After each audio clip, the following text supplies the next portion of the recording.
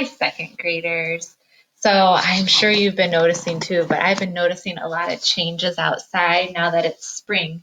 So I wanted to read a book to you. You'll remember towards the beginning of the year, we started the year with our unit on plants.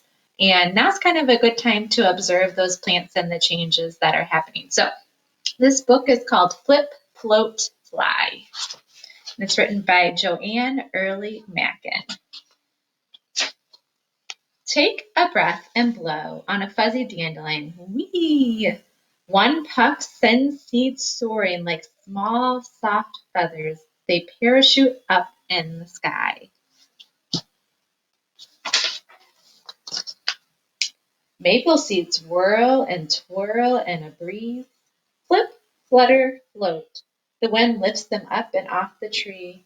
Away they fly like shiny green helicopters, spinning and spinning. I'm sure you have seen these before. They're kind of fun to throw up in the air, aren't they? Tumbleweed plants grow as round as cloves. In autumn, their stems snap off. On the flat, open prairie, they roll, roll, roll, sprinkling their seeds as they tumble. These aren't the kind of plants that we would see here, are they? That would be in a more dry place. Maybe think about where you would find those. Basswood tree fruit clusters twist in the wind, dangle and dance. In winter, they drop like sailboats. They glide on the smooth, slick snow.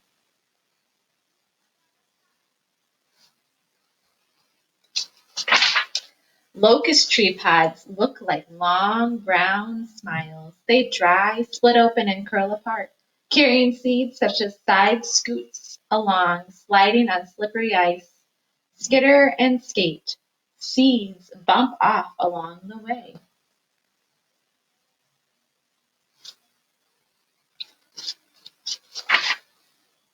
Where water flows, it can carry seeds. Even a raindrop can wash tiny seeds away. Splash, swish, splatter, scatter. See, in that raindrop, it's got a little seed.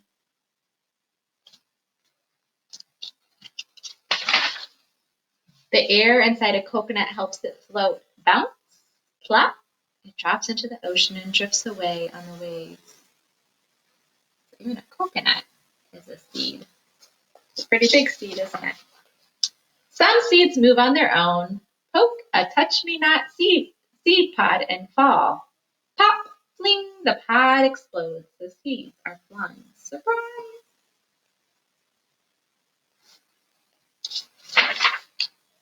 A wild oat seed curls up in the sun like a comma. The seed straightens out when it rains. Wiggle, jump, one way, then the other. It works its way into the ground.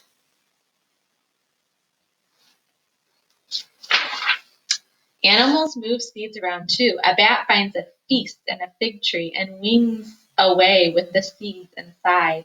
The seeds pass through its body unharmed and fall to the ground in its droppings. So the bat eats it and then moves the seed by digesting it. A squirrel scurries to gather up acorns and bury them to eat later, but does it use all the food it collects? No! Lost acorns can grow into strong, shady oak trees. So the squirrels plant trees without even knowing it too. Burdock seeds stick to sleeves and socks. They cling to feathers and fur. We carry them as we hike through the woods and drop them off in new places. I wonder if you've ever had one of those on your burr. That's carrying seeds too. People buy seeds from garden shops. Friends and neighbors trade them and share. Plants and seeds travel on ships, trains, and airplanes. Seeds on the move zoom over oceans, across cities and countries around the world. I wonder if any of you are planting seeds. People plant seeds in gardens and flower pots. They tend the seedlings and watch them grow. Sprouts, shoots, leaves, and roots. Flowers bloom and new seeds form, beginning the cycle again. Pretty.